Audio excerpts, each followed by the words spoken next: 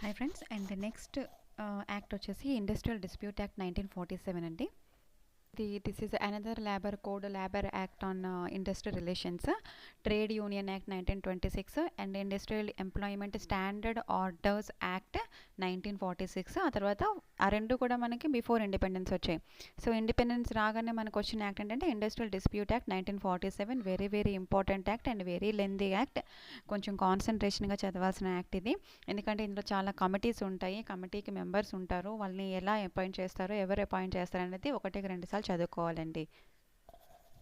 So ఇక disputes అంటే ఏంటి? డిస్ప్యూట్ అంటే తగాదా. సో ఎవరికి మధ్యలోని ఎంప్లాయర్స్కి మధ్యలో రావచ్చు, ఇండస్ట్రీలోని ఎంప్లాయర్స్ మధ్యలో రావచ్చు, ఎంప్లాయర్కి వర్కర్కి మధ్యలో రావచ్చు, అలాగే వర్కర్కి మధ్యలో రావచ్చు. So it involves various aspects అనమాట. Interaction between the employer and employees. See here point, industrial relations involves various aspects of the interactions between the employer and the employees. So వాళ్ళిద్దరి మధ్యలోనే ఏదైనా ప్రాబ్లం వచ్చింది అంటే, ఏదైనా చిన్న క్లాస్ వచ్చింది అంటే కనుక ఎవరో ఒకరు డిస్సాటిస్ఫాక్షన్ అయ్యారనుకోండి, వర్కరో ఎంప్లాయర్ డిస్సాటిస్ఫాక్షన్ అయితే సంథింగ్ ఏదో ఒకటి జరుగుతుంది. ఇప్పుడు ఎంప్లాయీస్ డిమాండ్స్ ఉంటాయండి. ఎంప్లాయర్ అది చేయకపోతే ఏమవుతుంది? వాళ్ళ డిమాండ్స్ కొంతకాలం ఉపయోగపడతారు, ఆ తర్వాత స్ట్రైక్స్ చేస్తారు, లాకౌట్స్ చేస్తారు, లేదా ఎంప్లాయీ చేసింది నచ్చకపోతే ఎంప్లాయర్ వాళ్ళని పనిలోంచి తీసేయడమో, డిస్మిస్ చేయడమో ఇలాంటివన్నీ చేస్తారు కదా. సో వీటన్నిటిని సెటిల్ డౌన్ చేయడానికే మనకు వచ్చింది industrial dispute act 1947. It provides the machinery for peaceful resolution of disputes and to promote the harmonious relationship between the employers and workers అండి. This point is very important. This machinery for providing the peaceful resolution of disputes, వీళ్ళిద్దరి మధ్యలోని ఎంప్లాయీకి మధ్యలోని disputes ఏమైనా వస్తే అవి శాంతివంతంగా వాళ్ళ మధ్యలోని ఒప్పందాలు చేస్తారు. అదేవిధంగా it promotes the harmonious relationship between the employers and workers. So this is the main introduction of industrial dispute act 1947. Years గుర్తుపెట్టుకోండి బాగా. సో నెక్స్ట్ ఇదంతా కూడా నేను ఇప్పుడు చెప్పిందేనండి, ఏం పెద్దగా ఇంపార్టెంట్ టాపిక్ ఏం లేదు ఇక్కడ. సెటిల్ డౌన్ చేస్తారు. And what is the scope of this act అంటే it extends whole of India. So whole ఇండియాకి ఏంటంటే ఎక్స్టెండ్ అవుతాయి అనే యాక్ట్స్ అనేది గుర్తుపెట్టుకోండి. ఒక దగ్గర లిస్ట్ అవుట్ రాసుకోండి యాక్ట్స్ అన్నీ ఒక దగ్గర. హోల్ ఇండియా ఏ ఇయర్లో వచ్చింది, ఏమైనా ఫైన్స్ ఉంటే ఎలాగా అవన్నీ చెప్పి ఒక బాక్స్ లాగా పెట్టుకొని రాసుకోండి. అండ్ నెక్స్ట్ ఇంపార్టెంట్ డెఫినేషన్స్ చూద్దాము. ఇండస్ట్రియల్ డిస్ప్యూట్ అంటే మనకి ఇంతకుముందు వచ్చింది, ఇంతకుముందు యాక్ట్లోని స్టాండింగ్ ఆర్డర్స్లోని. డిస్ప్యూట్ అంటే ఏంటి? Any differences between the employer and employees. Okay.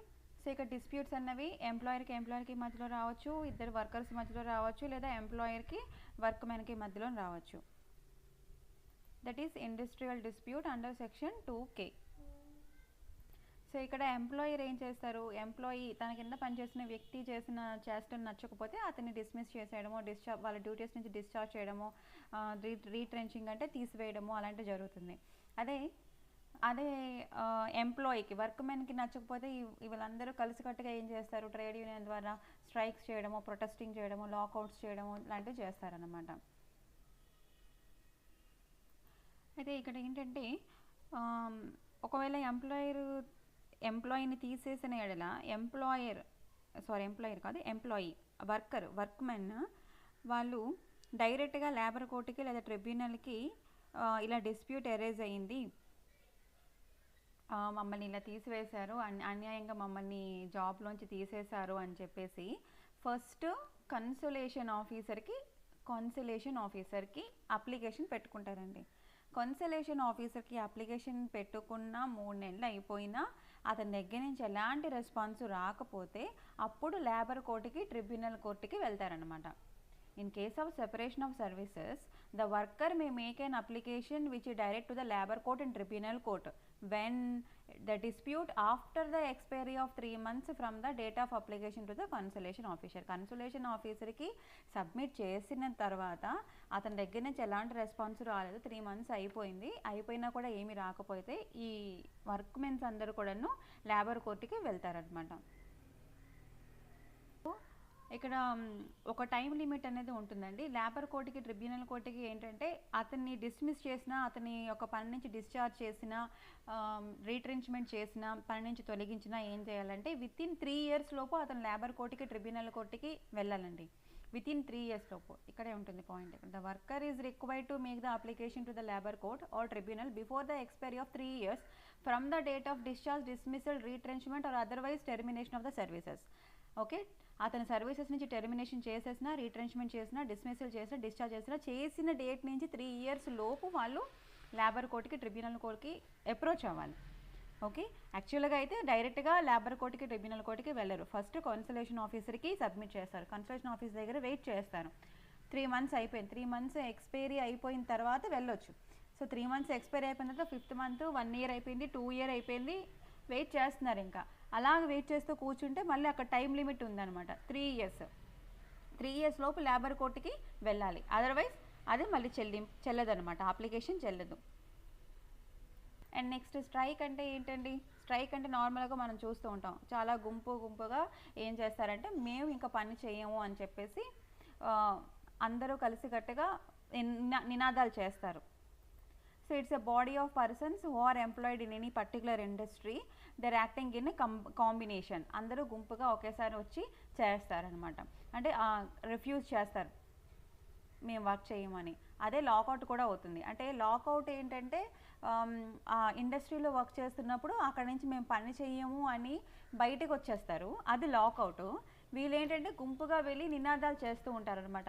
Like జిందాబాద్ కాదు, డౌన్ డౌన్ అని అలాగేమైనా చేస్తూ ఉంటారు.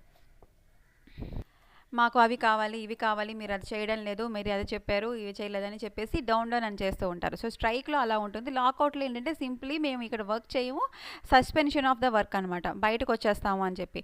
ఇక చూడండి, Section 2Q strike, Section 2I lockout. Okay, వాళ్ళు పనిచేస్తున్న ప్లేస్ నుంచి మేము ఇక్కడ వర్క్ చేయము అని చెప్పి బయటికి కామ్గా వచ్చేస్తారు, అది లాకౌట్. దెన్ వర్క్మెన్ అంటే ఎవరు? ఒక ఇండస్ట్రీలోని ఎవరైతే వేజ్ కోసం పనిచేస్తారో, స్కిల్డ్ పర్సన్ అయినా, అన్స్కిల్డ్ పర్సన్ అయినా, టెక్నికల్ పర్సన్ అయినా, ఆపరేషనల్ అయినా, క్లరికల్ అయినా, ఎవరైనా సరే వర్క్మెన్ కిందకే వస్తారండి. ఓకే, సో ఇక చూడండి, the person who are employed in industry, manual అవ్వచ్చు, అన్స్కిల్డ్ అవ్వచ్చు, స్కిల్డ్ పర్సన్ ఎవరైనా అవ్వచ్చు, క్లరికర్, సూపర్వైజర్ ఎవరైనా అవ్వచ్చు, వర్క్మెన్ కిందకి వస్తారనమాట. బట్ ఇక్కడ వర్క్మెన్ డస్ నాట్ ఇన్క్లూడ్ అని ఉంది. డస్ నాట్ ఇన్క్లూడ్ ఎవరు వర్క్మెన్ కిందకి రారు? ఆర్మీ యాక్ట్ కింద పరిధిలోకి, ఆర్మీలో పనిచేసే వాళ్ళు, ఎయిర్ ఫోర్స్ యాక్ట్ ఉంది, నేవీ యాక్ట్ ఉంది. ఈ యాక్ట్స్ అన్నీ ఇంపార్టెంట్ కాదు, జస్ట్ ఇయర్స్ అవి గుర్తుపెట్టుకోండి. అంటే ఆర్మీ పర్సన్స్ కానీ, ఎయిర్ ఫోర్స్లో పనిచేసే వాళ్ళు కానీ, నేవీలో పనిచేసే వాళ్ళు కానీ ఈ యాక్ట్, ఇండస్ట్రియల్ డిస్ప్యూట్ యాక్ట్ పరిధిలోకి రారనమాట. అండ్ అలాగే పోలీస్ సర్వీసెస్, మనం బయట చూస్తాం కదా, పోలీసులు కూడా ఇండస్ట్రియల్ డిస్ప్యూట్ యాక్ట్స్ పరిధిలోకి రారు. అలాగే ఎవరైనా సరే మేనేజర్ పోస్ట్లో ఉన్న, అడ్మినిస్ట్రేటివ్ పోస్ట్లో ఉన్న వాళ్ళు ఇండస్ట్రియల్ డిస్ప్యూట్ యాక్ట్ పరిధిలోకి రారు. అదేవిధంగా వేజ్ సీలింగ్ ఏంటండి మనకి? దీనికి ఎలా అయితే ఎంప్లాయీ స్టేట్ ఇన్సూరెన్స్ యాక్ట్కి 21,000 రూపీస్ వేజ్ సీలింగ్ ఉందో, దీనికి ఎంత wage ceiling? It should not exceed 10,000 rupees. అంటే 10,000 రూపాయల కంటే ఎక్కువ శాలరీ రాకూడదు వర్క్మెన్కి. ఆ ఇండస్ట్రీలో, ఆ ఎస్టాబ్లిష్మెంట్లో పనిచేస్తున్న వ్యక్తికి 10,000 రూపాయల కంటే ఎక్కువ రాకూడదు. 10,000 రూపాయల కంటే ఎక్కువ వస్తే వాళ్ళు హై పొజిషన్లో ఉన్నట్టు అనమాట. అంటే మేనేజర్ పోస్ట్లోనో, అడ్మినిస్ట్రేటివ్ పోస్ట్లోనో ఉన్నట్టు. సో వాళ్ళు ఎలాగో మేనేజరు, అడ్మినిస్ట్రేటివ్ కెపాసిటీ వీళ్ళెవరూ కూడాను ఈ వర్క్మెన్ అండర్లోకి రారు. Industrial dispute act does not applicable to army act, air force act, navy act. అంటే who are comes under this Army Act, Air Force Act and Navy Act. And police services కూడాను రాదు. And ఇక్కడ wage ceiling గుర్తుపెట్టుకోండి. What is the wage ceiling for the industrial dispute act 1947 అడుగుతారు, 10,000 rupees. And lay off అంటే ఏంటండి? Lay off అంటే employee, workmen వెళ్తారు ఇండస్ట్రీకి, కానీ employer certain time period within 2 అవర్స్లోనే వాళ్ళకి పని ఒప్పజెప్పలేకపోతారనమాట. ఈ పని మీరు చెయ్యండి అని వాళ్ళు ఫెయిల్ అవుతారు, అంటే పని ఇవ్వలేకపోతారనమాట. దాన్ని లే ఆఫ్ అంటారు. The failure or refusal or inability of an employer అండి. ఇనిబిలిటీ ఆఫ్ ఎంప్లాయర్ అంటే ఆ కంపెనీ, ఆ ఇండస్ట్రీ యొక్క ఓనర్ బికా కోల్ లేకపోవడం వల్లో, పవర్ లేకపోవడం వల్లో, లేకపోతే మ్యానుఫ్యాక్చరింగ్ యూనిట్ అయితే రా మెటీరియల్స్ లేకపోతే ఇంకా మ్యానుఫ్యాక్చరింగ్ ఏం చేస్తారండి? మెయిన్ కావాల్సినవి రా మెటీరియల్స్ కదా! సో, రా మెటీరియల్స్ లేకపోయినా, పవర్ లేకపోయినా, వాళ్ళ దగ్గర స్టాక్ లేకపోయినా ఏం చేస్తారు? వాళ్ళ దగ్గరికి మనుషులు వస్తారు కానీ పని చెప్పలేకపోతారనమాట. సో, వితిన్ 2 అవర్స్ లోపు పని చెప్పలేకపోతే లే ఆఫ్ కిందకే వస్తుంది. సో, పనికి ఎంప్లాయీస్ వెళ్తారు, కానీ ఎంప్లాయర్ పని చెప్పలేకపోతే మనీ పే చేయాల్సి ఉంటుందండి. సో, ఇక్కడ చూడండి, ఇక్కడ who presents themselves of for work అంటే ఇక్కడ ఎంప్లాయీస్ ప్రెజెంట్ అవుతారనమాట వర్క్కి ఇన్ దట్ ఎస్టాబ్లిష్మెంట్. బట్ ఇక్కడ time appointed for the purpose during the normal working hours within 2 hours. ఇక్కడ ఎప్పుడైతే employer is not given employment by the employer within 2 hours, it is deemed to be have been laid off for that day. Okay, within 2 అవర్స్లో పని చెప్పలేకపోతే అది lay off కిందకి వస్తుంది. అదే shifts ఉన్నాయనుకోండి, morning shift, evening shift. ఒకవేళ morning షిఫ్ట్లోని ఉన్నట్లయితే evening shift పరిగణలోకి తీసుకుంటారు. ఈవినింగ్ కూడా తను సెకండ్ హాఫ్లో కూడా తను పని ఇవ్వలేకపోతే మొత్తం డే మొత్తం కూడా లే ఆఫ్ కిందకు వస్తుంది. లేదు మార్నింగ్ షిఫ్ట్లోని వాళ్ళు పని చెప్పకపోతే మార్నింగ్ షిఫ్ట్ ఒక్కటే లే ఆఫ్ వస్తుంది, మళ్ళీ ఈవినింగ్ షిఫ్ట్ కన్సిడర్ చేస్తారు. సో ఇక్కడ రీట్రెంచ్మెంట్ చూడండి, మీనింగ్ ఏంటంటే ఉపసంహరణ, termination by the employer of the service of workmen for any reason. Okay, ఏదైనా ఒక రీజన్ కారణంగా వాళ్ళని ఎంప్లాయీస్ని, వర్క్మెన్స్ని వాళ్ళ యొక్క సర్వీసెస్ నుంచి బయటికి పంపించి టెర్మినేషన్ చేయడం అనమాట. బట్ ఇక్కడ other than punishment inflicted by the way of disciplinary action but does not include. ఒకవేళ కనుక వాలంటరీ రిటైర్మెంట్ తీసుకుంటామండి, మనకి ఏజ్ చెప్పాను మీకు, సూపర్ యాన్యుయేషన్ చెప్పాను, ఏదో ఒక స్పెసిఫిక్ ఏజ్ ఉంటుంది, 58 ఇయర్స్, 60 ఇయర్స్, 65 ఇయర్స్, ఆ పర్టికులర్ వృద్ధాప్య ఏజ్ వచ్చినప్పుడు తర్వాత కంటిన్యూ చేయడానికి లేదు ఆ వర్క్. సో ఆ డేట్ వరకు వెయిట్ చేయకుండా కొంతమంది ఏం చేస్తారంటే 40 ఏళ్ళకో 45 ఏళ్ళకో వాలంటరీ రిటైర్మెంట్ తీసుకుంటారు. ఈ వాలంటరీ రిటైర్మెంట్ అన్నది రీట్రెంచ్మెంట్ కిందకి రాదండి. రీట్రెంచ్మెంట్ అంటే టెర్మినేషన్ అనేది ఎంప్లాయర్ ద్వారా అవ్వాలి వర్క్మెన్కి. వర్క్మెన్ త్రూగా మానేస్తే అది ఉపసంహరణ కాదు. ఓకేనా? అలాగే రిటైర్మెంట్ ఆఫ్ ద వర్క్మెన్ చూడండి, ఇక్కడ retrenchment does not include voluntary retirement or retirement of the workmen on reaching the age of superannuation. అంటే వృద్ధాప్య ఏజ్కి రీచ్ అయిన డేట్, వృద్ధాప్య ఏజ్ వచ్చిన తర్వాత ఆటోమేటిక్గా he need to terminate from the work, right? అలాగే termination of the service of workmen as a result of non renewal of the contract of employment. ఇప్పుడు కొంతమంది కాంట్రాక్టుల త్రూగా జాయిన్ అవుతారు కదా, ఒక 3 ఇయర్స్కో 4 ఇయర్స్కో 10 ఇయర్స్కో 15 ఇయర్స్కో ఉంటుంది. సో 15 ఇయర్స్ తర్వాత ఒకవేళ 15 ఇయర్స్ అనుకోండి, కాంట్రాక్టర్ రెన్యూవల్ చేయలేకపోయారు అనుకోండి వాళ్ళ యొక్కది, సో టెర్మినేట్ అయిపోవాలి కదా, అవన్నీ కూడా రీట్రెంచ్మెంట్ కిందకి రావండి. అదేవిధంగా ఎంప్లాయీ, వర్క్మెన్ కంటిన్యూస్గా ఒంట్లో బాగోపోతాయి, ఇల్ హెల్త్ ఉందనుకోండి, టెర్మినేట్ అయిపోతారు తన ఉద్యోగంలోంచి, అది కూడా రీట్రెంచ్మెంట్ కిందకి రాదు. Which of the following is not included in retrenchment? Voluntary retirement if the employee because of superannuation he terminate from the job or terminate of the services because of non renewal of the contract and because of the ill health he is unable to do the work. ఆ సందర్భంలో terminate అయితే కూడాను రీట్రెంచ్మెంట్ పరిధిలోకి రాదు. రీట్రెంచ్మెంట్ అంటే employer తన యొక్క వర్క్మెన్ని ఉద్యోగంలోంచి తీసేయడము, ఉపసంహరణ చేయడము. అది ఏ సందర్భంలో చేస్తారండి? మ్యాక్సిమం వర్క్మెన్ డిజోబేగా ఉన్నా, వాళ్ళ పట్ల బాధ్యత లేకుండాను రూడ్గా ప్రవర్తించిన, వాళ్ళకి ఇండస్ట్రీల యొక్క రూల్స్ అండ్ రెగ్యులేషన్స్ని పట్టించుకోకపోయినా, అలాంటి సందర్భంలోని ఎంప్లాయర్ తీసేయడం జరుగుతుంది. సో సెటిల్మెంట్ అంటే ఏంటంటే ఏదైనా ఒక డిస్ప్యూట్ అరైజ్ అయింది, సో ఇక్కడ ఎంప్లాయీస్ వెళ్ళి కన్సలేషన్ ఆఫీసర్కి అప్లికేషన్ పెట్టుకున్నారు. సో కన్సలేషన్ ఆఫీసర్ దగ్గర ప్రొసీడింగ్స్ జరిగాయి. ప్రొసీడింగ్ జరిగిన తర్వాత ఒక అగ్రిమెంట్, రిటర్న్ అగ్రిమెంట్ రాసుకున్నారు ఎంప్లాయర్కి అండ్ వర్క్మెన్కి మధ్యలోని. A written agreement between the employer and workmen. Okay, so దాన్ని సెటిల్మెంట్ అంటున్నాను.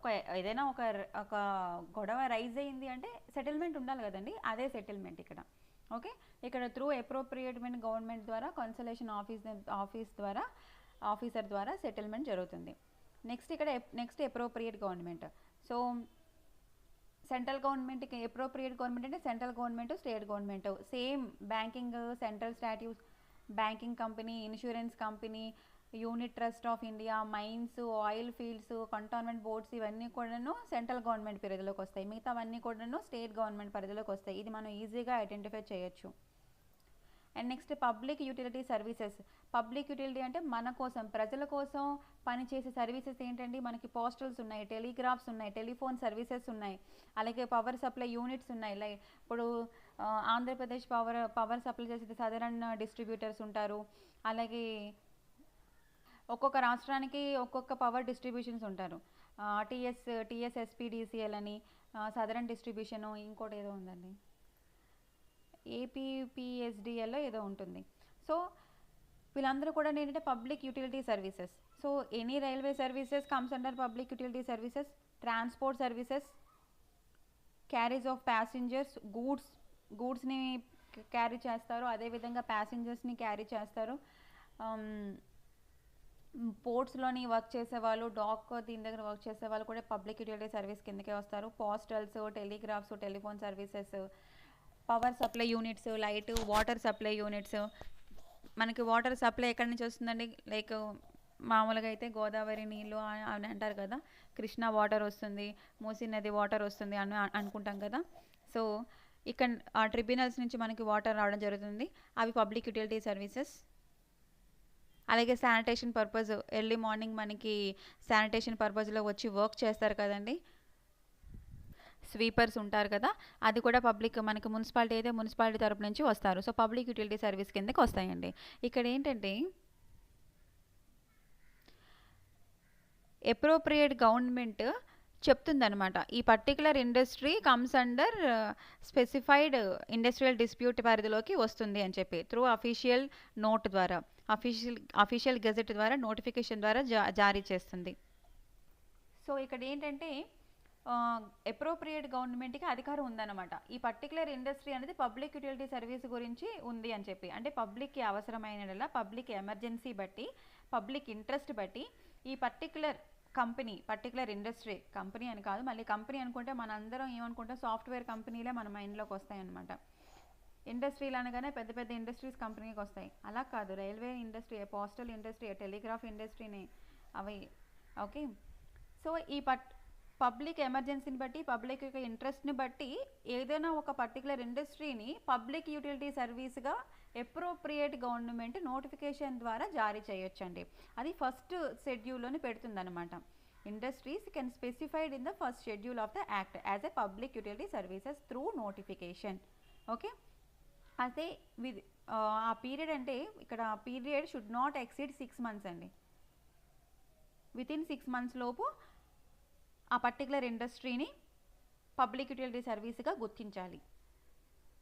అండ్ నెక్స్ట్ ఇండస్ట్రీ అండి, వెరీ వెరీ ఇంపార్టెంట్. ఏవేవి ఇండస్ట్రీ పరిధిలోకి వస్తాయి, ఏవి ఇండస్ట్రీ పరిధిలోకి రావు, మనకి ఎలిమినేషన్ చేయడానికి ఇలాంటి క్వశ్చన్స్ వస్తాయి.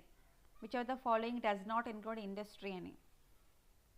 సో ఎక్కడైతే ఒక ప్రొడక్షన్ జరుగుతుందో, మ్యానుఫ్యాక్చరింగ్ జరుగుతుందో, సప్లై జరుగుతుందో, డిస్ట్రిబ్యూషన్ జరుగుతుందో, గూడ్స్ అండ్ సర్వీసెస్ యొక్క డిస్ట్రిబ్యూషన్ జరుగుతుందో, వర్కర్స్ అండ్ ఎంప్లాయీస్ పార్టిసిపేషన్ ఉంటుందో, మన పబ్లిక్కి అవసరమైన మెటీరియల్ ఎక్కడైతే తయారవుతుందో దాన్ని ఇండస్ట్రీ అని అంటారండి. అంటే ఇక్కడ క్యాపిటల్ ఇన్వెస్ట్మెంట్ అనేది ఉంటుంది. Capital investment is there in doing such works in industries. అంటే ఇక్కడ వాళ్ళు ప్రాఫిట్ కోసం కూడా వర్క్ చేస్తారు కొన్ని సందర్భాల్లో. ఇక్కడ అలాగ ఓన్లీ వాలంటరీ ఆర్గనైజేషన్స్ కాదు కదా, ఇండస్ట్రీస్ అంటే ప్రాఫిట్ కోసం వర్క్ చేస్తారు. ఇన్వెస్ట్మెంట్ పెట్టామంటే they are expecting some profit, right? So ఏదైతే ఎస్టాబ్లిష్మెంట్లోని బిజినెస్ సేల్స్ జరుగుతాయో, ఇక్కడ second point, any capital investment ఉంటుంది. And next dock labour board establishment కింద పరిధిలోకి వచ్చినవి ఇండస్ట్రీస్ ఏను. Relating to the promotion of sales and business ఎక్కడ జరుగుతుందో, బోత్ ఎక్కడ క్యారీ అవుతాయో అవన్నీ కూడా ఇండస్ట్రీస్ అండి. సో ఇక్కడ ఎక్కడైతే సెమాంటిక్ యాక్టివిటీ జరుగుతుందో, ఎక్కడైతే cooperation between employer and workers మధ్యలో ఉంటుందో, ఇక్కడ production, supply, distribution of goods and services ఎక్కడ జరుగుతుందో అది ఇండస్ట్రీ అండి. But does not include, which of the following is not included in industry? Any agriculture activity. Agriculture is not an industry. Okay, agriculture activity ఎక్కడ జరుగుతుందో అది industry పరిధిలోకి రాదు. Agriculture activity అంటే ఏంటంటే పొలం పనులు, పంట పండించడం అవన్నీ కూడా అగ్రికల్చర్ యాక్టివిటీ, అది ఇండస్ట్రీ పరిధిలోకి రాదు. But except wear such agriculture operations, అంటే ఇప్పుడు మనకి ఆర్గానిక్ ఇండస్ట్రీ బాగా డెవలప్ అవుతుంది నవ్ డేస్. ఆర్గానిక్ ఇండస్ట్రీలో మనకి ఏంటి, మ్యానుఫ్యాక్చరింగ్ వాళ్ళ దగ్గరికి ఈ అగ్రికల్చర్ పీపుల్ దగ్గర నుంచి ఎలాంటి మందులు వాడకుండా ఆ ఇండస్ట్రీకి వచ్చేస్తాయి ప్రోడక్ట్. సో వాళ్ళు వాళ్ళ ప్యాకింగ్ చేసి అమ్ముతారు బయట మార్కెట్లోని, అది మళ్ళీ ప్రాసెసింగ్ యూనిట్. అర్థమవుతుందండి. మెయిన్ అగ్రికల్చరల్ యాక్టివిటీ అన్నది ఇండస్ట్రీ కాదు, బట్ అగ్రికల్చర్ ఆపరేషన్స్ ఎక్కడ జరుగుతాయో అది ఇండస్ట్రీ పరిధిలోకి వస్తుంది. అలాగే హాస్పిటల్స్ కానీ, ఎడ్యుకేషనల్ ఇన్స్టిట్యూషన్స్ కానీ, చారిటబుల్ ట్రస్ట్లు, సోషల్ ఆర్గనైజేషన్స్, ఎన్జిఓస్ ఉంటాయి కదా, and khadi and village industries, ఇవేవి కూడా ఇండస్ట్రీస్ కాదండి. ఖాదీ అండ్ విలేజ్ ఇండస్ట్రీస్లో ఇండస్ట్రీస్ ఉంది కదా అని ఇండస్ట్రీ పరిధిలోకి వస్తుంది అంటే రాదండి. ఇండస్ట్రియల్ డిస్ప్యూట్ యాక్ట్ పరిధిలోకి ఇవేవి రావు, గుర్తుపెట్టుకోండి బాగాను. అగ్రికల్చర్ రాదు, హాస్పిటల్స్ రావు, educational, scientific, research and training institutions ఏవి ఇండస్ట్రీ పరిధిలోకి రావు. Institutions which are owned and managed by the organisations అవి రావు. అంటే చారిటబుల్ ట్రస్ట్, ఇప్పుడు చాలామంది వాళ్ళ ఓన్గా చారిటబుల్ ట్రస్ట్ పెట్టేసి ఎడ్యుకేషన్ ప్రొవైడ్ చేస్తూ ఉంటారు, అవి కానీ సోషల్ రిలేటెడ్ సర్వీసెస్ చేసినవి అవి కూడా ఇండస్ట్రీ పరిధిలోకి రావు. Khadi or village industries, KVIC అంటారు, క్విక్కి short form Khadi and village industries KVIC short form అనమాట.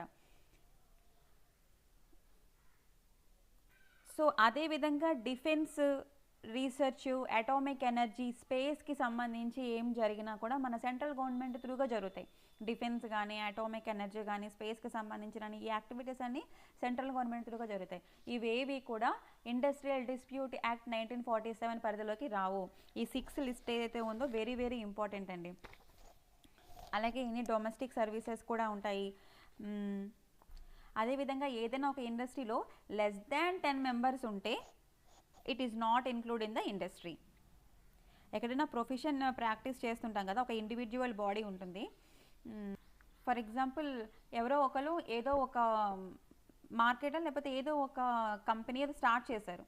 సో లెస్ దాన్ 10 మెంబర్స్ ఉన్నారు. లెస్ దాన్ 10 మెంబర్స్ ఉంటే ఇండివిజువల్ బాడీ ఏది, అక్కడ సమ్ ప్రాక్టీస్ జరుగుతుంది, సమ్ బిజినెస్ జరుగుతుంది, but less than 10 members, it does not comes under industrial dispute act. Cooperative societies కూడా industrial dispute acts పరిధిలోకి రావు. So agriculture, hospitals, educational and scientific, research training institutions and charitable, social related services, Khadi villages industries and research related defence, DRDO కానీ, ఇస్రో కానీ, and atomic ఎనర్జీకి సంబంధించినవి. అదేవిధంగా domestic services అంటే maids వస్తారు కదండి, ఇంట్లోని పని చేయడం చేస్తారు, డొమెస్టిక్ సర్వీసెస్ అవి కానీ. తర్వాత ఇండివిజువల్ బాడీ ఉండి లెస్ దాన్ 10 మెంబర్స్ ఉన్న, కోఆపరేటివ్ సొసైటీస్లోని వర్క్ జరుగుతుంది బట్ లెస్ దాన్ 10 మెంబర్స్ ఉన్న, ఇవేవి కూడా ఇండస్ట్రీ పరిధిలోకి రావండి. ఓకేనా. అండ్ సమ్ అథారిటీస్ ఉంటాయి మనకి యాక్ట్ కింద, వాళ్ళ యొక్క డ్యూటీస్ అండ్ ఎవరు authorities, works committee, conciliation officer ఉంటారు, board of conciliation, court of enquiry, labour tribunals, industrial tribunals, national tribunal, దానిపైన ఆర్బిటరీస్ ఉంటారు, దానిపైన గ్రీవియన్స్ సెటిల్మెంట్ అథారిటీ ఉంటుంది. సో ఇక్కడ ఈ ప్రతి ఒక్క కమిటీ గురించి, దాని కాన్స్టిట్యూషన్ గురించి, దాని యొక్క బాధ్యతల గురించి మనం బ్రీఫ్గా చదువుకోవాల్సి ఉంటుంది. సో ఇక్కడ ఇండస్ట్రియల్ డిస్ప్యూట్ని ఇన్వెస్టిగేషన్ చేయడం కోసం, సెటిల్మెంట్ చేయడం కోసం ఈ ఫాలోయింగ్ కమిటీస్ అండి: work committee, conciliation committee, court of enquiry, labour tribunal, industrial tribunal, national tribunal. Let us see what is works committee. So name it సెల్ఫే ఉందండి, వర్క్స్ కమిటీ అంటే ఏంటంటే ఇండస్ట్రియల్ ఎస్టాబ్లిష్మెంట్లోని ఒకవేళ 100 మంది కంటే 100 లేదా అంతకంటే ఎక్కువ మంది వర్క్ చేస్తూ ఉంటే అప్రోప్రియేట్ గవర్నమెంట్ చెప్తుంది అనమాట ఎవరికి, ఎంప్లాయర్కి, మీరు మీ ఇండస్ట్రీలోని ఒక వర్క్స్ కమిటీని పెట్టండి. వర్క్స్ కమిటీలోని equal number of employers, equal number of employees, workmens ఉండాలి. అంటే 10 మంది ఎంప్లాయీస్ ఉంటే 10 మంది వర్కర్స్ ఉండాలి ఆ వర్క్స్ కమిటీలోని అని ఒక కాన్స్టిట్యూట్ చేయండి. మీరు ఒక వర్క్ కమిటీని మీరు ఏర్పాటు చేయండి అని అప్రోప్రియేట్ గవర్నమెంట్ ఎవరికి ఆర్డర్స్ పాస్ చేస్తుంది, ఎంప్లాయర్కి పాస్ చేస్తుంది. So So through here appropriate government suggest the employer to constitute the work committee. It consisting of equal number of representatives of the employers and workmen అండి who are engaged in the establishment. ఆ ఎస్టాబ్లిష్మెంట్లోని ఉన్న వాళ్ళే ఉంటారు. So work committee consisting of అని చెప్పి మనకు అడుగుతారు. Equal number of representatives of the employers and workmen or employee. So దీని యొక్క పని ఏంటి, డే టు డే వర్కర్స్ యొక్క ప్రాబ్లమ్స్ని డీల్ చేస్తుంది. Work committee deals with the worker problem arising day to day in the industrial establishment. ఆ industrial ఎస్టాబ్లిష్మెంట్లోని రోజు ఏమైనా ప్రాబ్లమ్స్ వస్తే వాళ్ళ యొక్క ప్రాబ్లమ్స్ని పరిగణలోకి తీసుకుంటుంది work committee. And next consolation officer. So conciliation officer అంటే ఎవరు అంటే ఇక్కడ అప్రోప్రియేట్ గవర్నమెంట్ అపాయింట్ చేస్తుంది అనమాట కన్సలేషన్ ఆఫీసర్ని. ఎంతమందినైనా ఇప్పుడు వాళ్ళు అవసరం అనుకుంటే అంతమందిని కన్సలేషన్ ఆఫీసర్గా అపాయింట్ చేస్తుంది. ఇతన్ని ఎలా వర్క్ చేస్తారంటే he is like A mediator between the employer and employee అండి.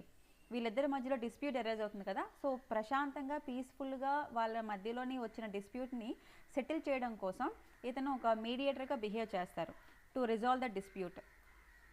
Okay, the appropriate government appoint any number of persons as things fit to be consolation officers. So consolation officer, what is the duty? అతని యొక్క duty ఏంటి, mediating as the mediator in between the parties. ఇక్కడ between the parties అంటే ఎవరు, employer and worker. Just he want to resolve the dispute. Public utility service అయినా సరే same అదే చేయాలి, ప్రొసీడింగ్స్ చేసి వాళ్ళిద్దరి మధ్యలోనే రిజాల్వ్ చేయాలి డిస్ప్యూట్ని. అయితే ఇన్ కేసు డిస్ప్యూట్ రిజాల్వ్ కాలేదు అనుకోండి, ఏం చేయాలి, the dispute shall be refer to the బోర్డుకి రిఫర్ చేయాలి, లేదా లేబర్ కోర్టుకి రిఫర్ చేయాలి, ట్రిబ్యునల్కి లేదా నేషనల్ ట్రిబ్యునల్కి త్రూ అప్రోప్రియేట్ గవర్నమెంట్ ద్వారా పంపించాలన్నమాట. కన్సలేషన్ ఆఫీసర్ ఇది నా వల్ల కాలేదు, నేను రిజాల్వ్ చేయలేదు ఈ డిస్ప్యూట్ని, ఈ పార్టీస్ మధ్యలో నేను ఎంత చెప్తున్నా వాళ్ళు ఒప్పుకోవడం లేదు, సో మీరే ఇది రిజాల్వ్ చేయండి అని లేబర్ కోర్టుకో ట్రిబ్యునల్కో పంపించేస్తారనమాట. ఎవరి ద్వారా, అప్రోప్రియేట్ గవర్నమెంట్ ద్వారా. And duties of the conciliation officer చూద్దాం. సో తను ఏం చేస్తాడు మనకి, he can hold the conciliation proceedings which are related to strikes and lockouts. So స్ట్రైక్స్కి లాకౌట్స్కి సంబంధించిన ప్రొసీడింగ్స్ని హోల్డ్ చేసే అధికారం ఆయనకు ఉంటుంది. అండ్ అతనికి ఇన్వెస్టిగేషన్ చేసే అధికారం ఉంటుంది. డిస్ప్యూట్స్ ఎందుకు అరైజ్ అయ్యాయి, అసలు కారణం ఏంటి, దేనివల్ల వచ్చింది అని ఇన్వెస్టిగేషన్ చేసే అధికారం అతని డ్యూటీ అనమాట కన్సలేషన్ ఆఫీసర్ది. అలాగే కరెక్ట్ సెటిల్మెంట్ చేసుకోవాలి ఇద్దరి మధ్యలోని, అది అతని డ్యూటీ. సో ఇప్పుడు కన్సలేషన్ ఆఫీసర్కి పైన అధికారం ఉంటారు కదా, ఒకవేళ డిస్ప్యూట్ సెటిల్ డౌన్ చేశారు, ఇద్దరు పార్టీల మధ్యలో డిస్ప్యూట్ని సెటిల్ డౌన్ చేశారు. సో ఆ ఒప్పంద పత్రం మెమోరాండం ఉంటుంది కదా, సార్ నేను ఇలా వీళ్ళిద్దరి మధ్యలో ఈ గొడవ వచ్చింది, మేము ఇది క్లియర్ చేసాము, వాళ్ళిద్దరూ ఇప్పుడు ఓకే అని చెప్పేసి ఆ రిపోర్ట్ని అతని పై అధికారికి పంపించాలన్నమాట. Duty to send the report of settlement of the dispute and that memorandum between the parties which are signed by them. ఎవరికి పంపించాలి ఆ డిస్ప్యూట్, ఆ memorandum, to the concerned government or his superior. అదే ఒకవేళ అతను ఫెయిల్యూర్ అయితే, in case of failure of settlement of the dispute in between the parties, అతని duty ఏంటి, he need to send them to the government or he superior. నేను ఎంతో try చేశాను but settle అవ్వలేదు ఈ డిస్ప్యూట్, సో మీరే consider చేయండి అని చెప్పేసి పంపిస్తారనమాట. అతని వల్ల డిస్ప్యూట్ సెటిల్ డౌన్ అయితే సెటిల్ డౌన్ అయ్యింది అని చెప్పేసి వాళ్ళు సైన్ చేసిన మెమోరాండంని సెండ్ చేయొచ్చు తన సుపీరియర్కి లేదా గవర్నమెంట్కి. ఫెయిల్యూర్ అయితే కనుక ఒకవేళ సెటిల్మెంట్ కాలేకపోతే సెటిల్మెంట్ కాలేదు అని కూడా రిపోర్ట్ చేయాలండి. సో అలా ప్రొసీడింగ్స్ అయిన వితిన్ 14 days లోపు తన పై అధికారికి, తన సుపీరియర్కి ఇన్ఫామ్ చేయాలి. Duty to send the report to the government or his superior within 14 days from the commencement of the proceedings. ఆ ప్రొసీడింగ్ జరిగిన వితిన్ 14 days లోపు అతను రిపోర్ట్ చేయాలి. ఆ పీరియడ్ అనేది మనకి అప్రోప్రియేట్ గవర్నమెంట్ ఫిక్స్ చేస్తుంది.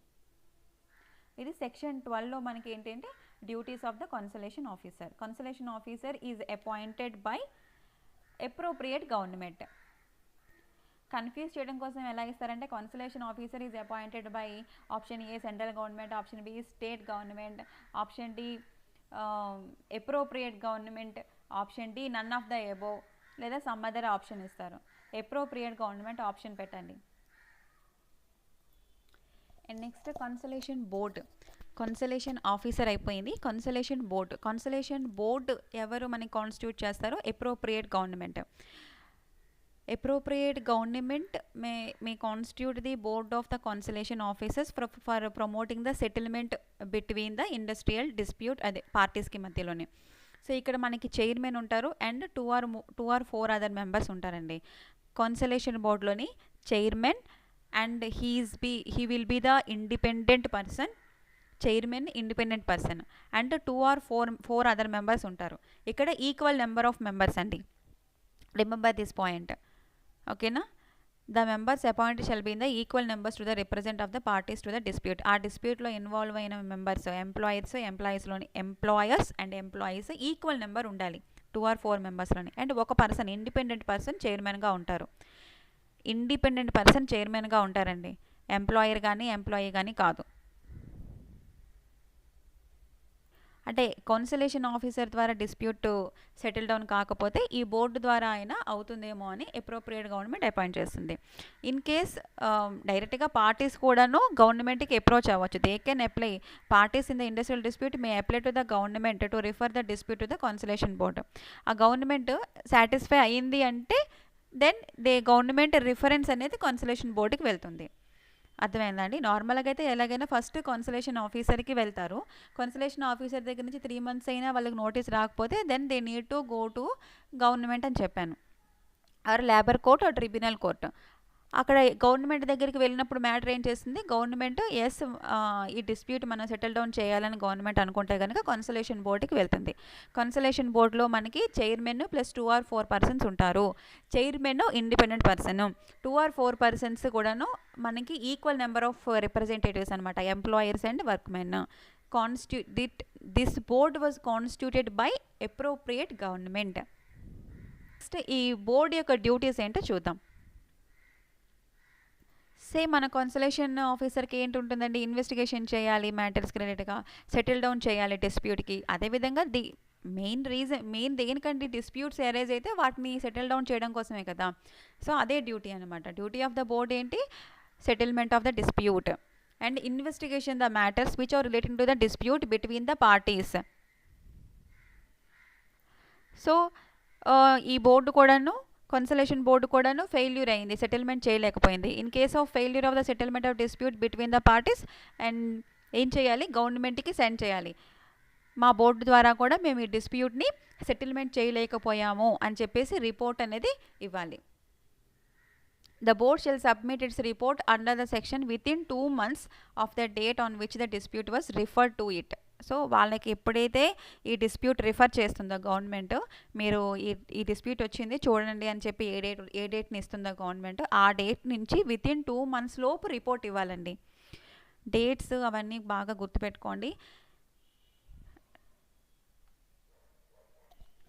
కన్సలేషన్ ఆఫీసర్ అయితే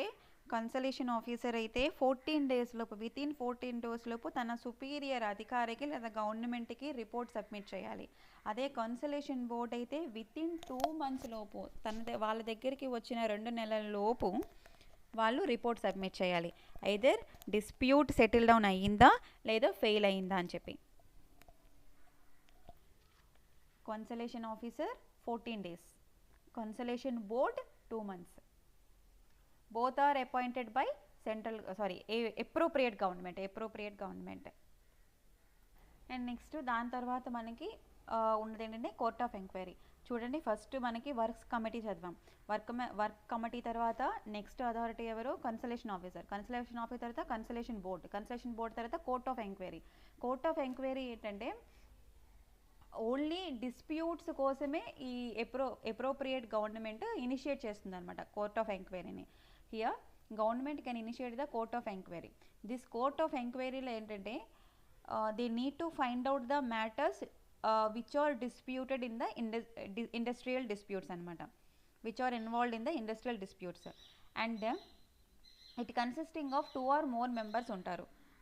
అందులో ఒక మెంబర్ చైర్మన్. కోర్ట్ ఆఫ్ ఎంక్వైరీలో 2 or more members ఉంటారు. అందులో ఒక member appointed as a chairman. It only looks the matters which are refer to it by government refer చేసిన మ్యాటర్స్ని మాత్రమే చూస్తుంది. గవర్నమెంట్ రిఫర్ చేసిన మ్యాటర్స్ని మాత్రమే కోర్ట్ ఆఫ్ ఎంక్వైరీ చేస్తుంది. కోర్ట్ ఆఫ్ ఎంక్వైరీలో 2 or more పర్సన్స్ ఉంటారు. ఇందులో ఒక పర్సన్ చైర్మన్గా అపాయింట్ చేస్తారు. కోర్ట్ ఆఫ్ ఎంక్వైరీని గవర్నమెంటే ఇనిషియేట్ చేస్తుంది. గవర్నమెంట్ చెప్పిన టైంలో కోర్ట్ ఆఫ్ ఎంక్వైరీ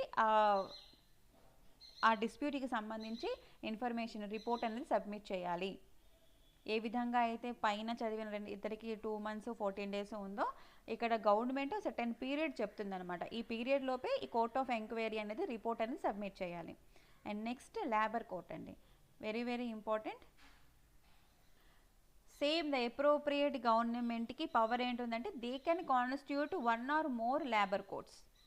ఒకటి లేదా ఎక్కువ లేబర్ కోర్ట్స్ని పెట్టే అధికారం పవర్ ఎవరికి ఉంటుంది? అప్రోప్రియేట్ గవర్నమెంట్కి ఉంటుంది. సో లేబర్ కోర్టు పని ఏంటండి? ఏమైనా ఇండస్ట్రియల్ డిస్ప్యూట్స్ అరైజ్ అయితే వాటిని సెటిల్ డౌన్ చేయడమే దీని పని. అయితే ఎందులోని స్పెసిఫై చేసిన డిస్ప్యూట్స్, సెకండ్ షెడ్యూల్లోని స్పెసిఫై చేసిన డిస్ప్యూట్స్ని మాత్రమే ఇది కన్సిడర్ చేస్తుంది. Relating to any matter which are specified in the second schedule. And next very very important, labour court consisting of 1 person only. ఇంతకు ముందు వచ్చిన కన్సలేషన్ బోర్డ్లోని 2 or 4 అదర్ మెంబర్స్ ఉంటారు. ఒక chairman plus 2 or 4 other members ఉంటారు. అదేవిధంగా court of ఎంక్వైరీలోని 2 or more members ఉంటారు, అందులో ఒక పర్సన్ చైర్మన్. కానీ లేబర్ కోర్ట్లో ఒక్క పర్సన్ మాత్రమే ఉంటారు. Remember this point, labour court consisting of only 1 person. And he or she has to qualify to be appointed as a presiding officer of labor court. ఇవన్నీ qualifications అండి. ఇందులో ఏ దానికి అతను qualify ఉన్నా, అతను లేదా ఆమె క్వాలిఫై ఉన్నా లేబర్ కోర్ట్లోని తీసుకుంటారనమాట. Labour court is for only industrial డిస్ప్యూట్స్ని సెటిల్ డౌన్ చేయడం కోసం లేబర్ కోర్ట్ని కాన్స్టిట్యూట్ చేస్తుంది. ఇది అన్ని civil matters, criminal matters normal కోర్టులా కాదు. ఓన్లీ లేబర్ కోర్ట్ అంటే ఇండస్ట్రీలో అరైజ్ అయిన డిస్ప్యూట్స్ని సెటిల్ డౌన్ చేయడం కోసం గవర్నమెంట్, అప్రోప్రియేట్ గవర్నమెంట్ కాన్స్టిట్యూట్ చేసిన ఒక బోర్డు ఇది. ఈ బోర్డులో మనకి ఒక పర్సన్ మాత్రమే ఉంటారు. ఆ పర్సన్ జడ్జ్ ఆఫ్ హైకోర్ట్ అయినా అయి ఉండాలి. అంటే just the person qualified person, అంటే హైకోర్టులోని జడ్జి అవ్వడానికి క్వాలిఫై ఉంటే సరిపోతుంది. హైకోర్టు జడ్జి అవ్వాల్సిన అవసరం లేదు. ఓకేనా? A person is qualified to be appointed as a presiding officer of labor court if he has been judge of high court, he has been a district judge or additional district judge. At least 3 years ఉండాలి. At least 3 yearsగా అతను district జడ్జిగానో లేదా additional district జడ్జిగానో చేసి ఉండాలి. And కొన్ని labour appellate tribunals ఉంటాయి. ఆ ట్రిబ్యునల్లో కనీసం 2 సంవత్సరాలు చైర్మన్గా అయినా ఉండాలి. ద ఆఫీస్ ఆఫ్ ద చైర్మన్గా ఉండాలి. Other member of the labour appellate tribunal at least 2 years చైర్మన్గా ఉండాలి లేబర్ ఎపిలేట్ ట్రిబ్యునల్స్కి. అలాగే any judicial office in India for not less than 7 years. Judicial officers ఉంటాయి కదా, అందులోని మినిమం 7 years అయినా వర్క్ చేసి ఉండాలి. సో ఏదైనా స్టేట్ యాక్ట్ ద్వారా లేదా ప్రొవిన్షియల్ యాక్ట్ ద్వారా అతను ప్రిసీడింగ్ ఆఫీసర్గా నామినేట్ అయి ఉండాలి. అట్లీస్ట్ 5 yearsగా తను ప్రిసీడింగ్ ఆఫీసర్గా వర్క్ చేసి ఉండాలి త్రూ స్టేట్ యాక్ట్ ద్వారా. అదేవిధంగా deputy chief labour commissioner or joint commissioner of the state labour department having a degree in law at least 7 years experience in labor department after having acquired degree in law including 3 years of experience as a conciliation officer గా ఉండాలి. ఈ పాయింట్స్ని బాగా 1-2 సార్లు చదవండి.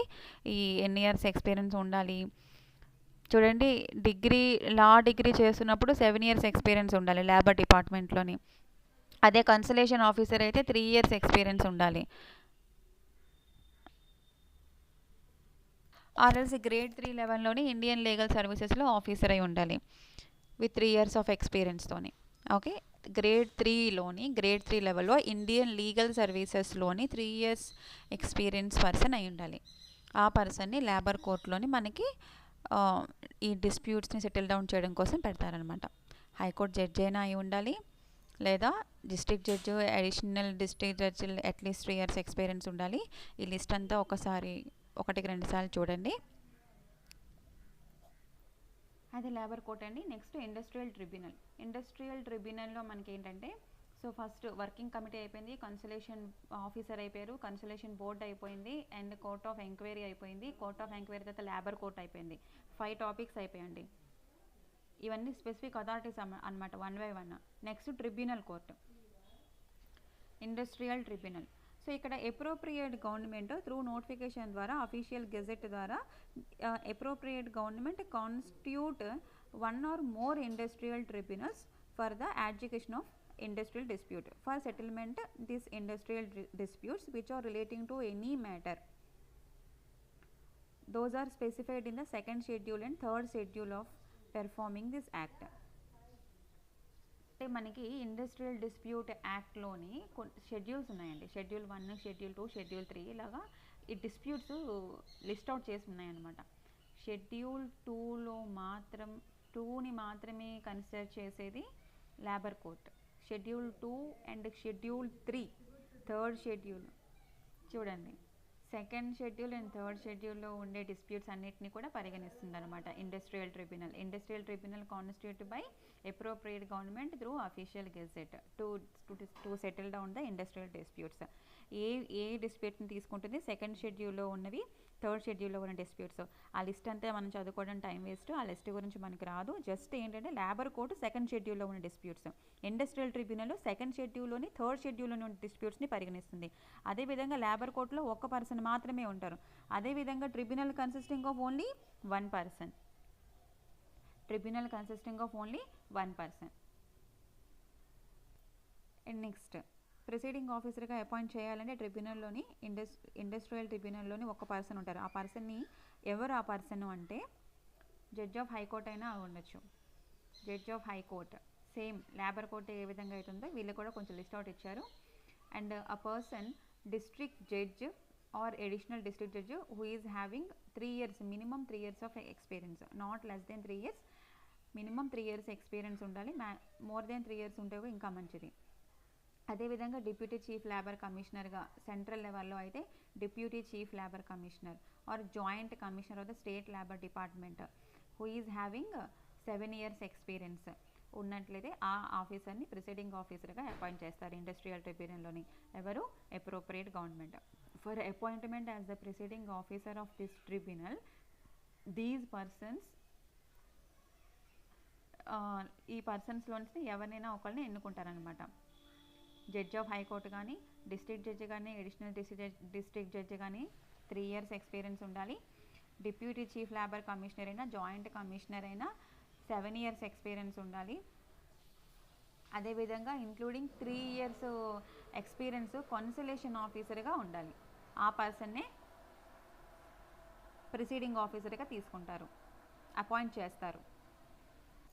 అదేవిధంగా మనకి ఇక్కడ deputy chief labour commissioner, joint commissioner state labour department నుంచి వాళ్ళు ఫస్ట్ రిజైన్ చేసేయాలండి. ఇన్ కేసు ఆ పర్సన్ని కనుక ప్రిసైడింగ్ ఆఫీసర్గా అపాయింట్ చేస్తే before appointing he need to resign from those duties. And next ఇంకొక అధికారి ఎవరంటే officer of the Indian legal services who are in the grade 3, 3rd గ్రేడ్లోని క్యాడర్ 3లో ఉన్న within who is having 3 years experience ఉంటే ఆ person కూడా presiding ఆఫీసర్గా అపాయింట్ చేస్తుంది appropriate government. So this is about industrial tribunal. Industrial tribunal appoint అయిపోయింది appropriate government. They constitute 1 or more industrial tribunals.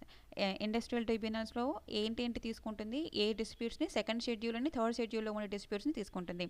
Industrial ట్రిబ్యునల్స్లో మనకి 1 person మాత్రమే ఉంటారు. ఆ పర్సన్ కూడాను ఎవరెవరు అని చెప్పేసి లిస్ట్ అవుట్ ఒకసారి చూసుకోండి. And next national tribunal. ఇది చాలా పెద్ద యాక్ట్ అండి. సో నేను ఈ యాక్ట్ని 2 వీడియోస్గా చేస్తాను.